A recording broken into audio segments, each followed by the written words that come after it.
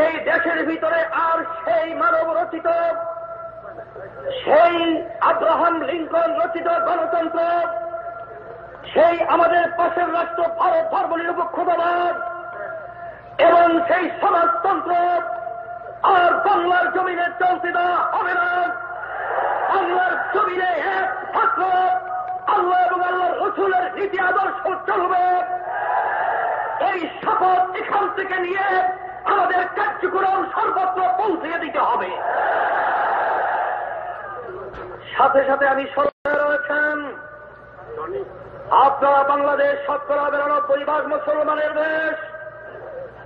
সেই বাংলাদেশের ৯৯% মুসলমানের দেশে সংবিধানের ভিতর থেকে আল্লাহ এবং তার রাসূলের উপরে পূর্ণ আস্থা ও বিশ্বাস যে উঠিয়ে দিয়েছেন, সেখানে ধর্মনিরপেক্ষতাবাদ বসিয়েছেন।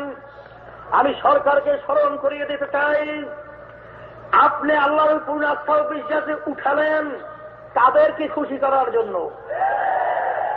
আপনি যাদেরকে খুশি করার জন্য আজকে ধর্মনিরপেক্ষতাবাদ বসিয়েছেন, আল্লাহর পূর্ণ আস্থা ও বিশ্বাস উঠিয়ে দিয়েছেন, সরকার আপনার জেনে রাখেন ৯৯% মুসলমানের দেশ বাংলাদেশ। মুসলমান কখনোই আল্লাহর পূর্ণ আস্থা ও বিশ্বাসকারী উঠানের সরকারকে কখনোই মেনে নিতে পারে না।